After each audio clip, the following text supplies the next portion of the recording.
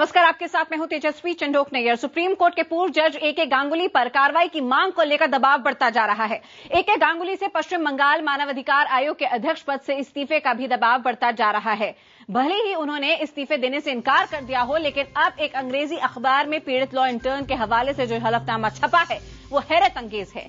पीड़ित इंटर्न ने यही हलफनामा सुप्रीम कोर्ट के 3 जजों के पैनल को दिया था। यौन शोषण के इस मामले में क्या हुआ था लॉ इंटर्न के साथ, जब वो होटल पहुंची और उस कमरे में कौन कौन था, जस्टिस गांगुली पर क्या क्या लगाए गए थे आरोप, हलफनामे में पीड़ित इंटर्न ने इसका खुलासा किया है। Additional solicitor general Indira Jaising ने प्रधानमंत्री से इस मामले में दखल देने की मांग की है। उन्होंने पीएम से चिट्ठी लिखकर जस्टिस गांगुली को बंगाल के मानवाधिकार आयोग के अध्यक्ष पद से तुरंत बर्खास्त करने की मांग की है। उनकी बात से थोड़ा सा असहज महसूस करने लगी हैं और वो शराब की बोतल ले आए और मेरे साथ में गिलास पकड़ लिया, ऐसी बातें लिखी गई हैं इस लॉ इंटर्न द्वारा। और आपको बता दें, साथ ही में ये भी बताया उस लॉ इंटर्न ने कि किस तरह से उसे अजीब लग रहा था, इसलिए वो वहां से जल्द निकल जाना चाहती थी। उसने ये भी लिखा है कि मुझे उनकी मेरे वहां रोकने की कोशिश से भी घबराहट होने लगी थी। जज ने मेरे विरोध पर ध्यान नहीं दिया और मुझसे कहा कि मेरे लिए कमरे की व्यवस्था नहीं हुई है, मुझे उन्हीं के साथ कमरे में ही रुकना पड़ेगा। तो आपको बता दें, ये सारी बातें इस हलफनामे में लिखी हैं इस इंटर्न ने। और वहीं पर पूर्व जज ए.के. गांगुली पर यौन शोषण का आरोप लगाने वाली इंटर्न ने जांच कमेटी को हलफनामा दाखिल करके अपना पक्ष रखा है। पीड़ित ने एडवोकेट अपने एफिडेविट में कहा है कि जब मैं कमरे में पहुंची तो वहां जज के अलावा 2 लोग और भी मौजूद थे। जज ने मुझे बताया कि वहां बैठे शख्स ऑल इंडिया फुटबॉल फेडरेशन से जुड़े हुए हैं और साथ बैठी महिला स्टेनोग्राफर थीं। जज ने बताया कि एआईएफएफ की रिपोर्ट अगली सुबह दाखिल करनी है, इसलिए जज ने मुझसे होटल में रात भर रुकने और रात भर काम करने के लिए कहा। मैंने मना करते हुए कहा कि मुझे तुरंत काम खत्म कर पीजी वापस लौटना है, लेकिन मेरी बार बार की अपील को ठुकराते हुए उन्होंने उस एआईएफएफ वाले आदमी से पूछा कि अगर मेरे लिए उसी होटल में कोई कमरा बुक हो सकता है क्या। पहले एआईएफएफ वाले शख्स ने मना किया, लेकिन जज ने जोर डाला। उसके बाद उसने अपने उच्च अधिकारियों से बात करने की बात कही। उसके बाद वो दोनों वहां से चले गए। मैंने जज से कहा कि इंटरनेट काम नहीं कर रहा है तो क्या मेरी जरूरत है, क्योंकि मेरा सारा काम इंटरनेट पर ही रिसर्च का था।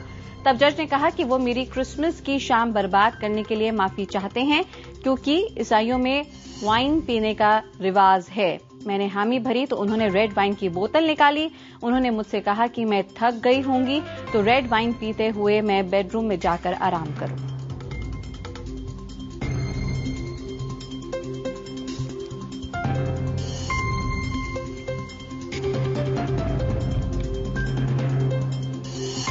और आपको बताते हैं और क्या कहा है इस एफिडेविट में इंटर्न ने, ये भी हम आपको एक बार फिर से बताते हैं। और कौन से दूसरे बिंदु हैं जिनको प्रकाशित किया इस इंटर्न ने।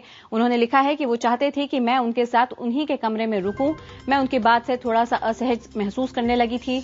मैंने उनसे यहाँ पे ये कहा कि मैं अपना काम जल्द से जल्द खत्म करके अपने पीजी लौटना चाहती हूँ, लेकिन वो वाइन की बोतल ले आए और मेरे हाथ में गिलास पकड़ा दिया। लेकिन अजीब लग रहा था, लेकिन मैंने हामी भर दी।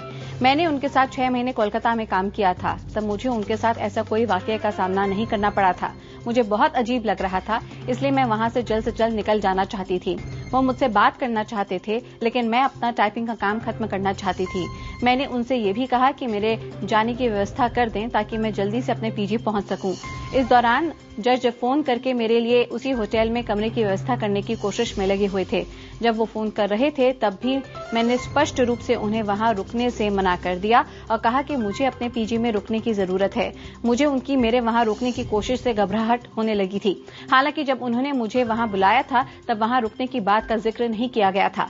मेरी घबराहट धीरे धीरे बढ़ने लगी थी। जज ने मेरे विरोध पर ध्यान नहीं दिया और मुझसे कहा कि मेरे लिए कमरे की व्यवस्था नहीं हुई है और मुझे उन्हीं के साथ उसी कमरे में रुकना पड़ेगा। इसी घबराहट के साथ एफिडेविट में और क्या कुछ जिक्र किया है इस इंटर्न ने, ये भी हम आपको बताते हैं। उन्होंने शराब पी और मुझ पर भी शराब पीने का दबाव डाला, ये लिखा है इंटर्न ने अपने एफिडेविट में। उन्होंने ये भी लिखा है कि मुझे उनकी बातों से बहुत गहरा झटका लगा और सदमा लगा। मैंने उनसे साफ साफ कहा कि उनका मुझसे ऐसी बातें करना बहुत ही ज्यादा अनुचित है। मेरे विरोध को भांपते हुए उन्होंने कहा कि वो मेरे लौटने की पूरी व्यवस्था कर देंगे। इस बीच जज ने जल्दी जल्दी रेड वाइन के कई गिलास पी डाले और उसके बाद रम की बोतल निकाली और उसके भी कुछ गिलास पी गए। मैंने बमुश्किल थोड़ी सी शराब के थोड़े से घूंट ही पिए थे, जबकि वो मुझसे जल्द से जल्द मेरा गिलास खत्म करने की बात कह रहे थे। फिर मुझसे वहीं रुकने की गुजारिश भी की, जिसको मैंने ठुकरा दिया। क्या इसी तरह आप अपने बच्चे के साथ बर्ताव करते हैं? तो यहाँ पे इंटर्न ने सवाल उठाया है कि क्या आप अपने बच्चे के साथ ऐसा बर्ताव करेंगे? और क्या कुछ है इस एफिडेविट में, हम आपको बताते हैं। उन्होंने मुझ पर हाथ रखा और मुझे गले लगाने की कोशिश की, ये लिखा है इस इंटर्न ने अपने एफिडेविट में। जज ने पहले से ही डिनर का ऑर्डर दे रखा था। रात में लगभग 10 बजे के आसपास उसे परोसा गया। मैं राउंड टेबल से उठकर लंबे सोफे पर बैठ गई। मेरे बैठते ही जज भी मेरे पास आकर बैठ गए। हम दोनों ने खाना खाना शुरू किया। उसके दौरान उन्होंने मेरी पीठ पर हाथ रखा और मुझे धन्यवाद कहा। मैंने उनसे दूर हटकर ये जता दिया कि मुझे उनका छुआ जाना पसंद नहीं आया, लेकिन वो टस से मस नहीं हुए और उन्होंने मुझे गले लगाने की कोशिश की। मुझे उनकी हरकत पर शक हुआ और मैंने छोटे सोफे पर जाकर बैठ गई ताकि वो मुझे छू ना सकें। और उसके बाद यहाँ पे इंटर्न बताती हैं कि जस्टिस गांगुली ने यहाँ पे क्या कहा। उन्होंने कहा कि क्या तुम जानती हो कि यहाँ पे मैंने तुम्हें क्यों बुलाया है? मेरा हाथ उन्होंने चूमा और कई बार अपने प्यार का इजहार किया। मैं अपना खाना छोड़कर राउंड टेबल पर बैठ गई और काम करने का दिखावा करने लगी। हालांकि मैंने बेसब्री से अपनी कार का इंतजार कर रही थी, तब मुझे खतरे का अंदेशा हुआ और जब खतरे का अंदेशा होने लगा तब तक जज मेरे पास आ गए थे और मेरे सिर पर हाथ उन्होंने रखा और बोले कि तुम बहुत सुंदर हो। और मैं तुरंत अपनी सीट से उठी, लेकिन इससे पहले कि मैं कुछ हरकत कर पाती उन्होंने मेरा हाथ पकड़ते हुए कहा कि तुम जानती होगी कि मैं तुम्हारी तरफ आकर्षित हूं। तुम सोच रही होगी कि ये बुढ़ा आदमी शराब पीकर क्या ऊल जुलूल बोल रहा है, पर मैं सच में तुम्हें पसंद करता हूं और मैं तुमसे प्यार करता हूं। जब मैंने अलग हटने की कोशिश की तो उन्होंने मेरा हाथ चूमा और बार बार अपने प्यार का इजहार वो करते रहे।